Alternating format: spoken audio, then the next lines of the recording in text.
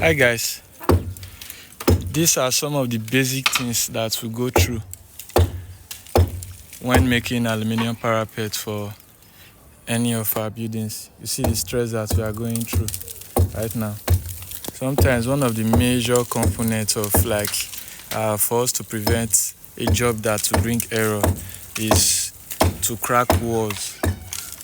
Whenever they crack walls pass electrician when they do piping. Look at it, we have to crack the whole of this concrete to this level. Imagine how deep it is. So there is one thing, the wall is not listed, the wall here exactly is not straight, though I've done one at the other side of the building, but that one is just a minor issue, but this one is very deep. So in order for us to get a good job and neat and straight parapet, it is very important to crack it. So this is what we have done so far. Okay, look at it. You see, it's almost done. Please do well to subscribe to our channel.